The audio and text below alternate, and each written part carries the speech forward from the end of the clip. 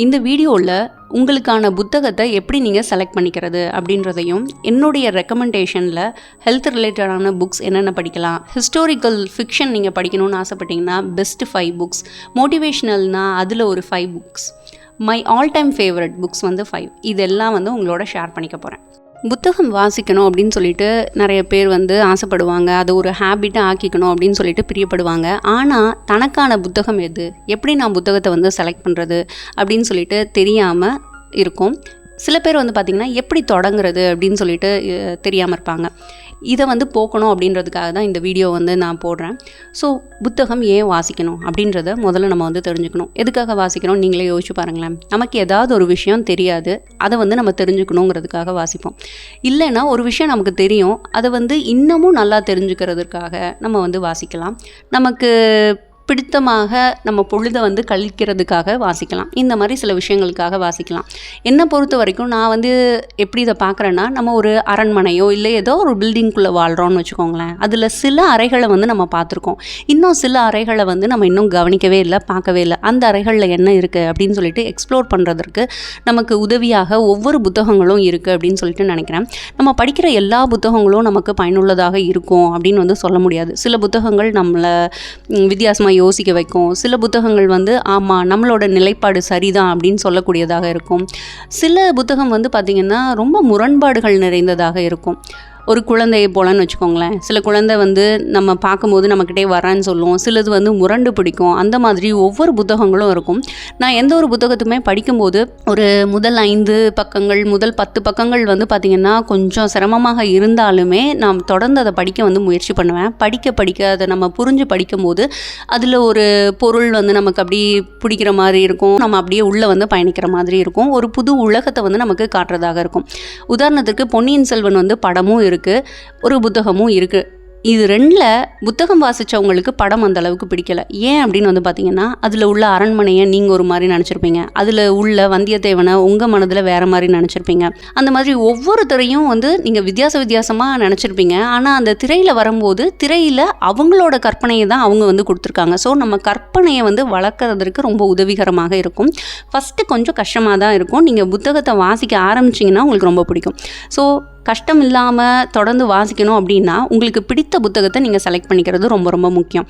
அதற்கு நீங்கள் என்ன பண்ணணுன்னா, கொஞ்சம் பிஸியாக போயிட்டுருக்க உங்கள் வாழ்க்கையை கொஞ்சம் அமைதியாக நிதானமாக நீங்கள் நிதானப்படுத்திக்கும் போது உங்கள் உள்ளேருந்து ஒரு குரல் எப்பயுமே உங்களுக்கு பேசிக்கிட்டே இருக்கவங்க கூட அதை நம்ம கேட்காமலே இருக்கும்.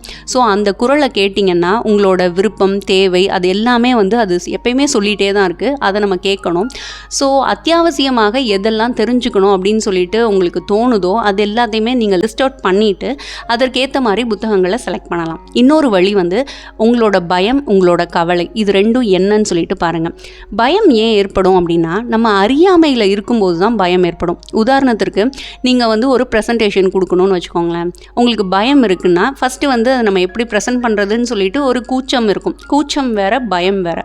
பயம் எதுக்காக ஏற்படுதுன்னா, அதை பற்றின முழு தகவலும் உங்ககிட்ட இல்லாமல் நான் போய் அதை ப்ரெசென்ட் பண்ணணுன்னா எப்படி பண்ணுறது அப்படின்றது தான் பயம்.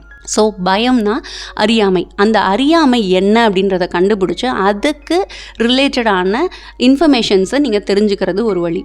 அப்புறம் கவலை ஏன் ஏற்படும் அப்படின்னு பார்த்திங்கன்னா, நீங்கள் பாஸ்டில் பண்ண ஏதாவது ஒரு தவறுனால இப்போ நம்ம கவலைப்பட்டுட்ருப்போம். அந்த தவறை மறுபடியும் பண்ணக்கூடாது, அப்போ தான் நம்ம கவலைப்படாமல் இருப்போம். அந்த தவறு என்னன்னு பார்த்து அதை சரி செய்கிறதற்கு என்ன விதமான புத்தகங்கள் உங்களுக்கு உதவுமோ அதை நீங்கள் எடுத்துக்கலாம். உதாரணத்திற்கு ரிலேஷன்ஷிப்னு வச்சுக்கோங்களேன்.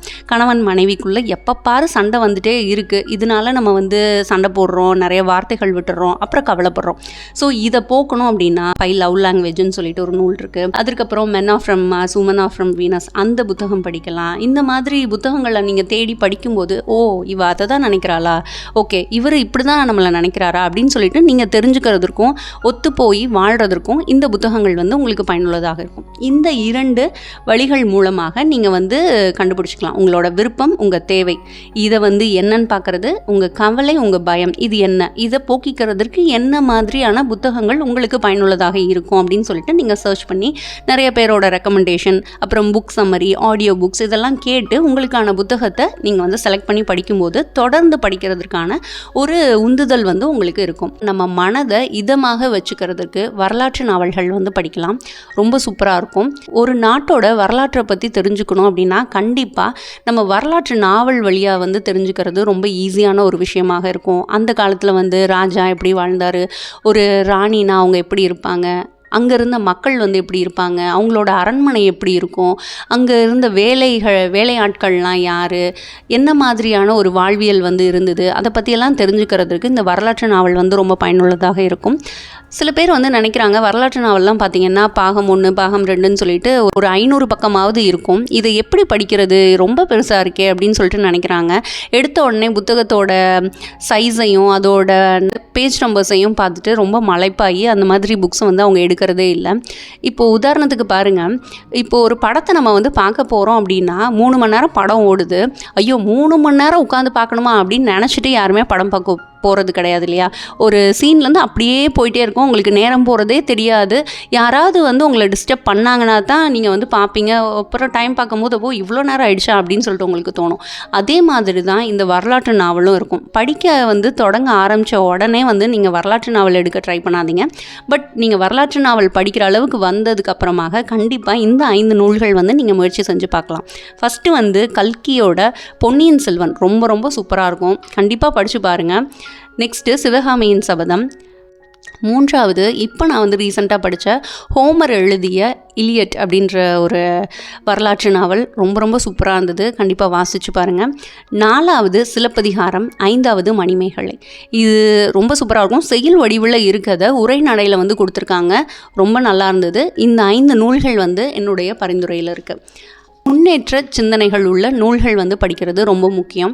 ஒரு இன்ஜினுக்கு பெட்ரோல் மாதிரின்னு வச்சுக்கோங்களேன், வண்டி ஓடிக்கிட்டே இருக்கணும்னா பெட்ரோல் இருந்துகிட்டே இருக்கணும். ஒரு தடவை நான் வந்து ரொம்ப தன்னம்பிக்கையான ஆள் அப்படின்னு சொல்லிட்டு நம்ம இருந்தாலுமே அப்பப்போ நமக்கு ஒரு மனச்சோர்வு வரும். அந்த மனச்சோர்வை போக்கணும் அப்படின்னா இந்த 5 நூல்கள் வந்து கண்டிப்பாக நீங்கள் எடுத்து வாசிக்கலாம் அப்படின்னு நான் வந்து சொல்லுவேன்.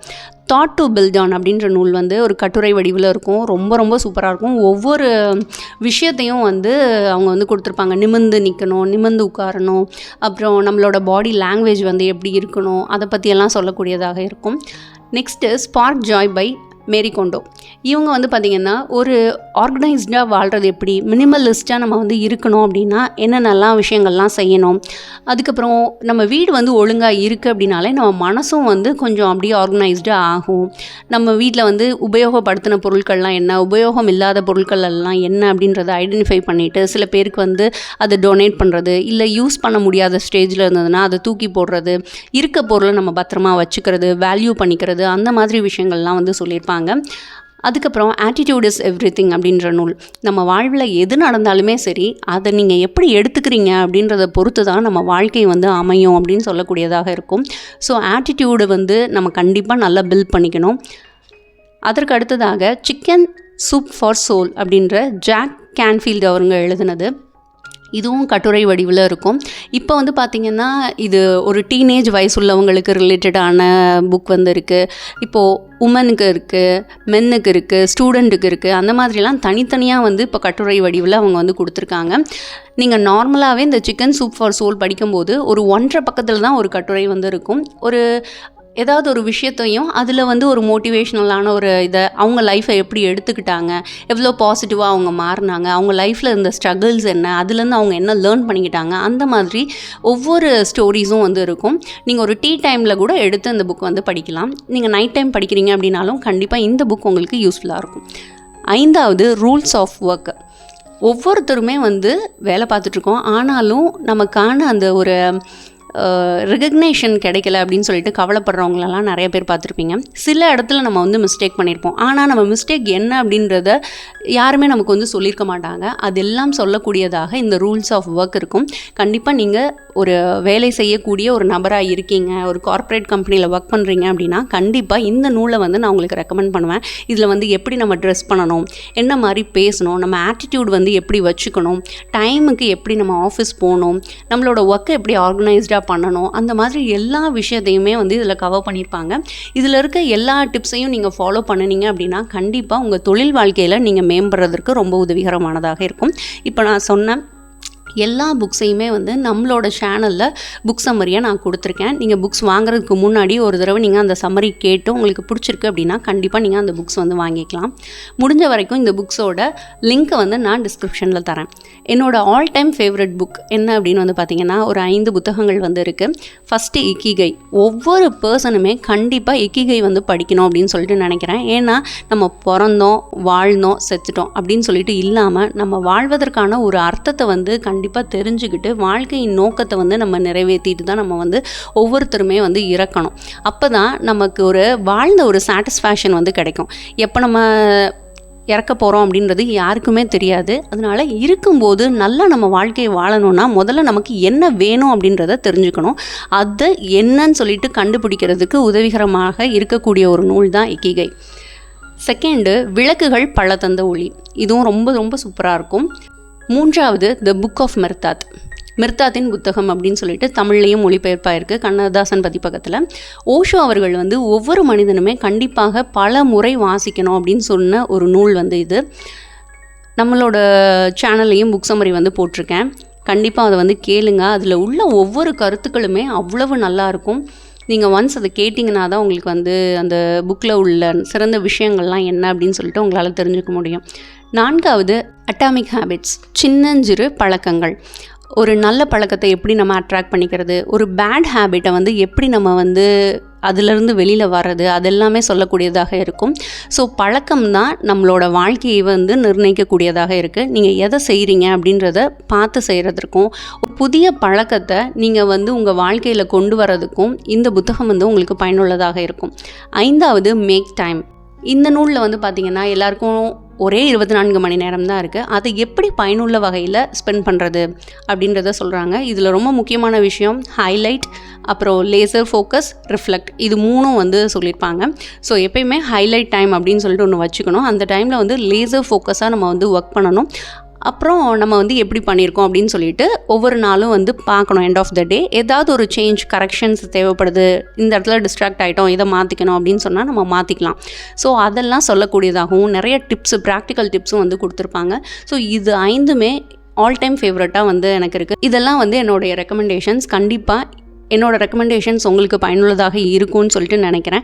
உங்களுக்கு பிடிச்ச ஒரு ஜானர் என்ன அப்படின்னு சொல்லிட்டு பாருங்கள். அதுக்கேற்ற மாதிரி நூல்கள் வந்து செலக்ட் பண்ணுங்கள். கண்டிப்பாக வாசிக்கிற பழக்கத்தை ஏற்படுத்திக்கோங்க. அதன் மூலமாக பல சிறந்த பயன்கள் வந்து நம்மளால் அடைய முடியும். தலைகுனிந்து படிக்கும்போது தலை நிமிர்ந்து வாழலாம் அப்படின்னு சொல்லிட்டு சொல்லுவாங்க. 2026 ஒரு பக்கெட் லிஸ்ட் வந்து ரெடி பண்ணிக்கோங்க. இந்த புக்ஸ்லாம் படிக்கணும் அப்படின்னு சொல்லிட்டு ஃபஸ்ட்டே பிளான் பண்ணிட்டீங்கன்னா எண்ட் ஆஃப் த இயருக்குள்ளே கண்டிப்பாக படிச்சிருவீங்க. ஸோ என்னோடய ரெக்கமெண்டேஷன்ஸ்லாம் உங்களுக்கு பிடிச்சிருக்கும் அப்படின்னு சொல்லிட்டு நினைக்கிறேன். உங்களுக்கு பிடித்த புத்தகங்கள் ஏதாவது இருக்குது அப்படின்னா கண்டிப்பாக என்னோட வந்து பகிர்ந்துக்கோங்க. இந்த வீடியோ பார்க்குற மற்றவங்களுக்கும் அது வந்து பயனுள்ளதாக இருக்கும். நானும் நீங்கள் சொல்கிற அந்த புத்தகத்தை படிச்சுட்டு அதில் உள்ள நல்ல கருத்துக்களை நம்மளோட வியூவர்ஸோடு நான் ஷேர் பண்ணிக்கிறதுக்கும் அது உதவிகரமானதாக இருக்கும். இந்த வீடியோ உங்களுக்கு பிடிச்சிருக்கு அப்படின்னா கண்டிப்பாக உங்கள் ஃப்ரெண்ட்ஸ் அண்ட் ஃபேமிலியோடு ஷேர் பண்ணிக்கோங்க. நெக்ஸ்ட் வீடியோவில் உங்களை மீட் பண்ணுறேன். தேங்க்யூ, பாய்.